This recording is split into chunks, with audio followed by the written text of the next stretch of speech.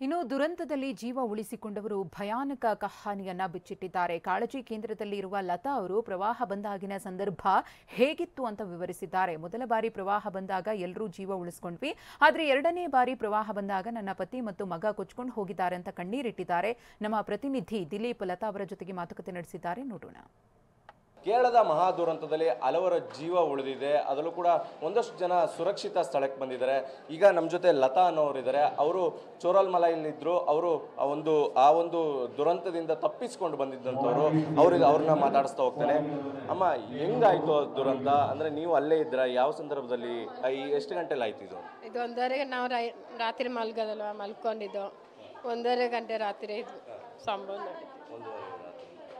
ಬಾಗಿಲೆಲ್ಲ ಒಡೆದಾಕಿಬಿಟ್ಟು ನೀರು ಒಳಗಡೆ ಬಂತು. ಹಿಂದೆ ನಾವು ಮಂಚದ ಮೇಲೆ ನಿಂತ್ಕೊಂಡು ಇದ್ದೋ. ಅಷ್ಟೊತ್ತಿಗೆ ನೀರು ಬಂದಮೇಲೆ ಸ್ವಲ್ಪ ಇದಾದ್ಮೇಲೆ ಓಡಿ ಹೊರಗಡೆ ಬಂತು. ಸ್ವಲ್ಪ ಕಡಿಮೆ ಆದಮೇಲೆ ಎಷ್ಟು ಜನ ಇದ್ರಿ ಮನೆಯಲ್ಲಿ ನೀವು? 3 ಜನ ಇದ್ದೋ. ನಾನು, ಮಗ, ನಮ್ಮ ಯಜಮಾನ.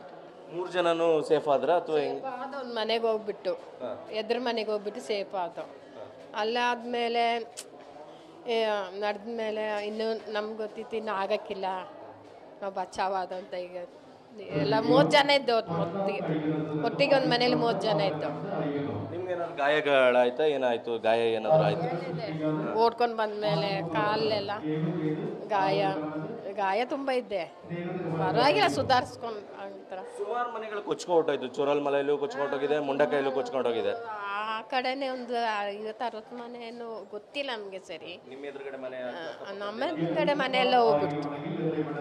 ಮತ್ತೆ 2ನೇ ಸಲ ಮನೆ ಒಳಗೆ 3 ಗಂಟೆಗೆ ಪುನಃ ಬಂತದು. ಪುನಃ 3 ಗಂಟೆಗೆ ಇದೆಂತ ಭೂಕಂಪನೋ ಮಣ್ಣಿಡ್ಚಲ ಎಂತ ಹೇಳ್ತಾರೆ, ಆ ಥರ ಬಂತು. 2ನೇ ಸಲ ಬರುವಾಗ ನಮ್ಮ ಯಜಮಾನ್ರು, ಮಗ ಎಲ್ಲ ಅಲ್ಲಿ ಒಂದು 6-7 ಜನ ಮಿಸ್ ಆಗ್ಬಿಟ್ರು. ನಿಮ್ಮ ಯಜಮಾನ್ ಮಿಸ್ ಆಗ್ಬಿಟ್ರಾ? ಎಲ್ಲ ಮಿಸ್ ಆಗ್ಬಿಟ್ರು. 7 ಜನ ಇಲ್ಲ, 6 ಜನ ಕಾಣಿಸ್ತಾ ಇಲ್ಲ. ಈಗ ನಿಮ್ಮ ಯಜಮಾನ್ರು ಸಿಕ್ಕಿಲ್ವಾ? ಈಗ ನಿಮಗೆ ಅವರು ಮಿಸ್ ಆಗಿದ್ದಾರೆ ಈಗ. ಬಟ್ ನೀವು ಹೇಳ್ತಿದ್ರೆ ಇನ್ನೊಂದು ಮನೆಗೆ ಹೋಗಿ ಸೇಫ್ ಆಗಿದ್ವಿ, ಅಲ್ಲಿ ಉಳ್ಕೊಂಡಿದ್ವಿ ಅಂತ. 2ನೇ ಸಲ ಬಂತಲ್ವಾ ಇದು? ಮೊದಲನೇ ಸಲ ಏನಾಗ್ಲಿಲ್ಲ? 2ನೇ ಸಲಕ್ಕೆ ಯಾರ್ಯಾರು ನಿಮ್ಮ ಮನೆಯವ್ರು ಮಿಸ್ ಆಗಿದ್ದಾರೆ? ನನ್ನ ಮನೆಯಲ್ಲ, ನಮ್ಮ ಯಜಮಾನ್ರು, ಮಗ ಇಬ್ರು ಕಾಣಿಸ್ತಾ ಇಲ್ಲ ಈಗ. ಅಂದ್ರೆ ನೀವು 2ನೇ ಸರಿ ಬಂದಂತ ಸಂದರ್ಭದಲ್ಲಿ ಇನ್ನೊಂದು ಮನೇಲಿ ಇದ್ರೆ, ಆ ಮನೆಯಲ್ಲೂ ನಿಮ್ಗೆ ಏನಾಗ್ಲಿಲ್ವಾಗ? ಮನೇಲಿ ಸೊಸೆ ಹೋಗ್ಬಿಟ್ರು.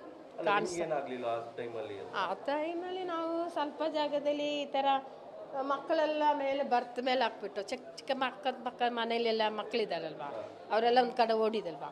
ಮಕ್ಕಳು ಚಿಕ್ಕ ಮಕ್ಕಳಿದೆ, ಈ ಥರ ಮಗ ಎಲ್ಲ ಬರ್ತ್ ಮೇಲೆ ಹಾಕ್ಕೊಂಡ್ಬಿಟ್ಟು ನಾವೊಂದು ಕಡೆ ಹಾಸಿಗೆಲ್ಲ ಬಂಡೆ ಕಲ್ಲು ಎದು ಬಂದಿತ್ತು, ಅದ್ರ ಮೇಲೆ ಕೂತ್ಕೊಂಡ್ಬಿಟ್ಟು ನಿಂತ್ಕೊಂಡಿದ್ದ.